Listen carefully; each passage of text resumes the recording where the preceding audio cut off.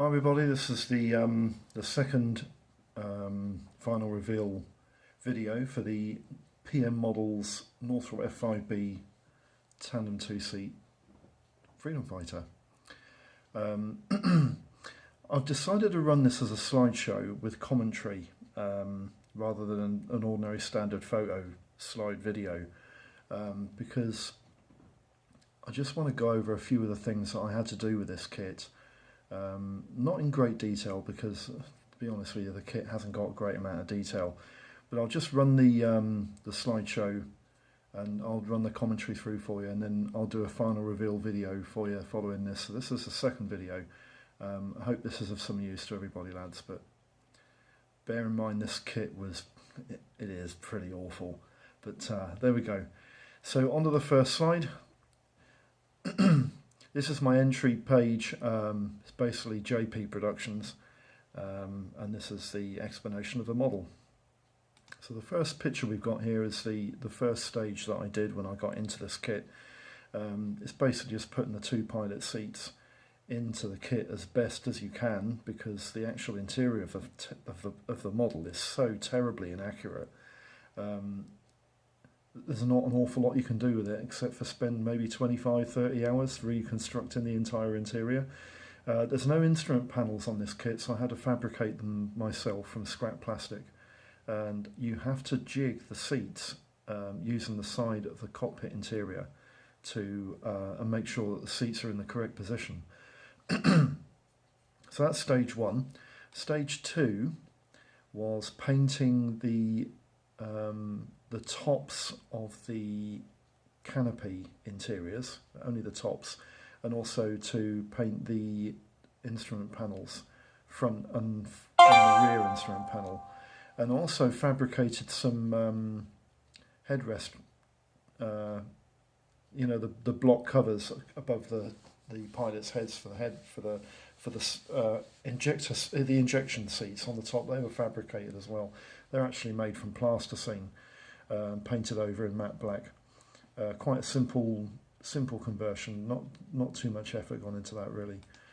Stage three, you basically construct the fuselage with the instrument panels in place.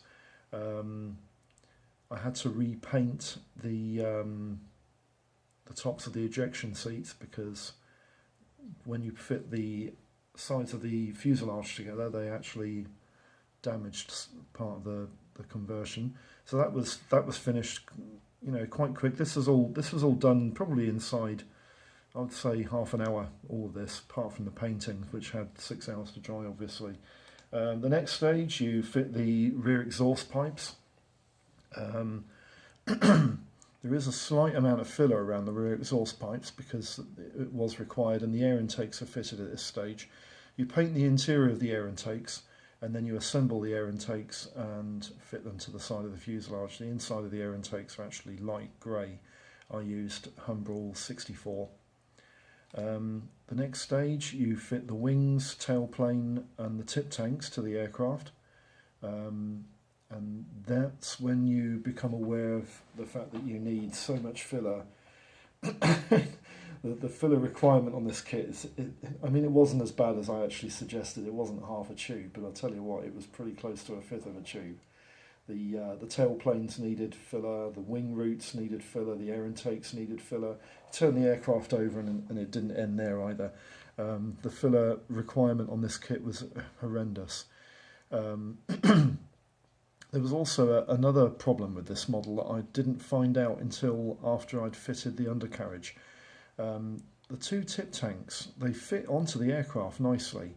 This one is great, but this one, for some reason, the wing tip must have been warped in some way, because this tip tank seems to stick up at a funny angle. The front of the tank sticks up roughly 3, maybe 4 degrees. And it is quite prominently obvious when you have the undercarriage on the kit and it sits, just above the line. So yeah, the airframe was constructed there, and then the next stage, the filler was commenced and everything was all filled up. You can see the tip tank sticking up there, but I never noticed this until I put the undercarriage on. But the kit filled quite easily. There wasn't really any issues, and the seams seemed to fill out quite nicely. The next stage, the underside was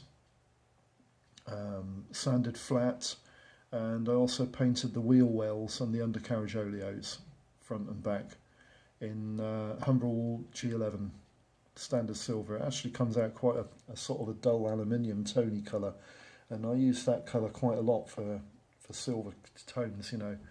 The next stage is to prepare the aircraft, put it on its undercarriage, and this is where I notice that this tip tank definitely sticks up at a higher angle at the front than this one. This one's dead level and this one isn't, and it is actually to do with the angle of the wingtip. The wingtip just would not bend. I tried, but it would not bend. I didn't want to destroy the rest of the aircraft. You can see the interior of the aircraft is actually, the sides of the fuselage are painted light grey. The tops and the instrument panels and the tops of the fuselage cockpit is painted matte black, and the seats are actually light grey, and this is conformal with the real aircraft in the Turkish Air Force. This is exactly how they are, but there is a fault here, because in the real aircraft there's a massive gap behind the forward seat, and there's also a blast shield here, but yeah, it would have required an awful lot of conversion. I didn't really think it was worth it, seeing the kit only cost me about £2.99, maybe £3.50, something like that. It wasn't much.